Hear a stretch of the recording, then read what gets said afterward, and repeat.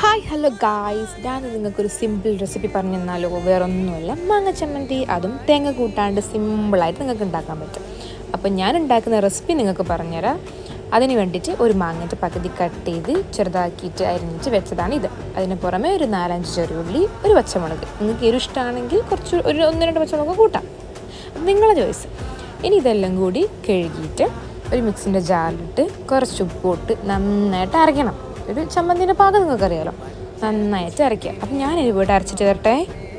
അങ്ങനെ കേസ് ഞാൻ പോയി അരച്ചിട്ട് വന്നു. ഇതിലേക്ക് ഇനി ഒരു ഇൻഗ്രീഡിയൻറ്റ് കൂടി ഇടണം, എന്നാലാണ് കുറച്ചുകൂടി ടേസ്റ്റ് മെച്ചപ്പെടുക. ഇതല്ലാണ്ട് നല്ല ടേസ്റ്റ് ഉണ്ട്, അത് വേറെ കാര്യം. അപ്പോൾ ടേസ്റ്റ് കൂടാൻ വേണ്ടിയിട്ട് ഒരു ടീസ്പൂണ് വെളിച്ചെണ്ണ ഒഴിക്കുക. എന്നിട്ട് നന്നായിട്ട് മിക്സ് ചെയ്യുക. ആഹാ, വായിൽ വെള്ളം വരുന്ന കേസ്. ഇതിനി ചോറിന് അമ്പട അടിപൊളിയായിരിക്കും. അപ്പോൾ ഞാനിതെല്ലാം പോയിട്ട് ഫുഡ് കഴിക്കട്ടെ. നിങ്ങൾ ഇത് ട്രൈ ചെയ്തിട്ട് കമൻറ്റ് ബോക്സിൽ അറിയിക്കാം. അപ്പോൾ നെക്സ്റ്റ് വീഡിയോയിൽ കാണാം. ചാ ബൈ.